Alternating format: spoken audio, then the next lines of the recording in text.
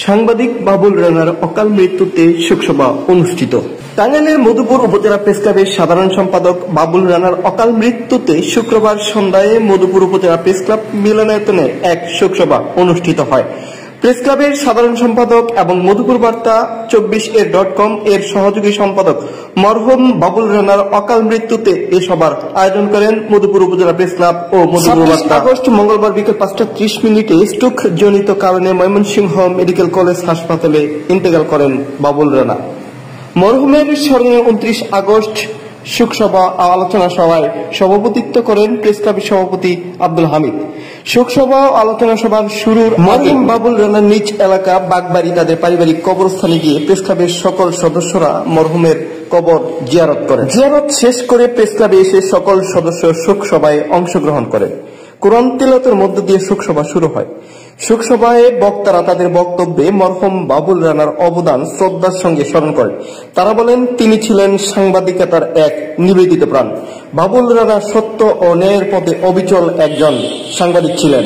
সমাজ ও মানুষের কল্যাণে তার ভূমিকা চিরস্মরণীয় হয়ে থাকবে। শোকসভা শেষে মরহুমের আত্মার মাগফিরাত কামনা করে দোয়া পরিচালনা করেন প্রেসক্লাবের কার্যকরী কমিটির সদস্য আমিনুল ইসলাম মারুফি। সবাই প্রেসক্লাবের সকল সদস্যরা উপস্থিত ছিলেন। সংবাদ সংগ্রহ করা অথবা বিভিন্ন লোকজনের সাথে মিশিয়ে বিভিন্ন বিষয়ে তার জন্য সবাই ভাবছে যে হালকা অসুস্থ।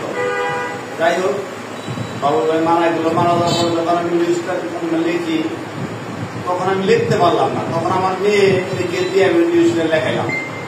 আমি তখন লিখতে পারলাম না, একটা লিখে আরেকটা আসে।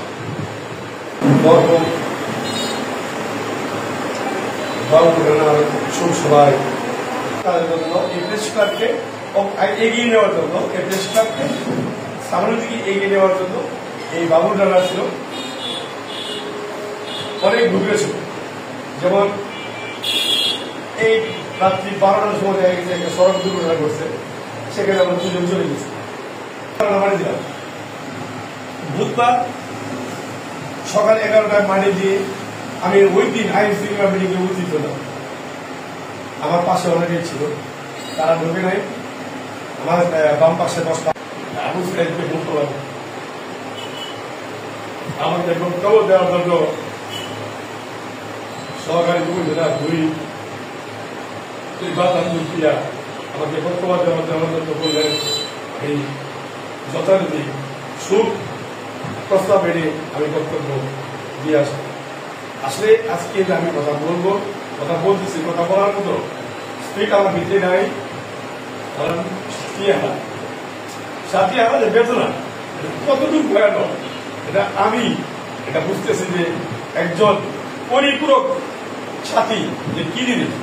রাত্রি 3টার সময় বন্ধিত সভাপতি বয়সের কিনা যে এখন তো রাত্রি 9টার সময় ঘুমিয়ে গেছি। তারপরেও আমাকে বলতে হচ্ছে আপনার জানেন কি জানি না, তার কোনো ছেলে সন্তান নেই। তিনটা মেয়ে বিয়ে দেওয়া হয়েছে এবং পরিবারটা প্রতি আমাদের খোঁজ খবর নিতে হবে। তো ছেলে সন্তান তাকে তাকে দেখাশোনা করতো। একটা পরিবারে প্রধান যদি চলে যায়, সেই পরিবারের কি বেদনা ওই পরিবারই বুঝে।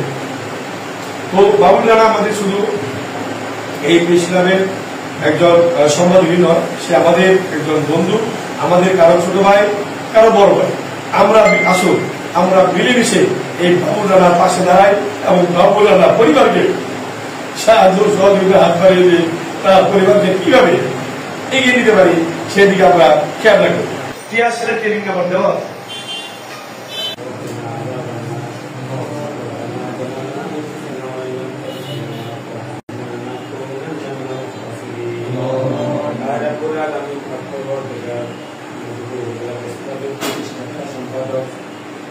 বাবুল রানা ভাই আমাদের মধ্যে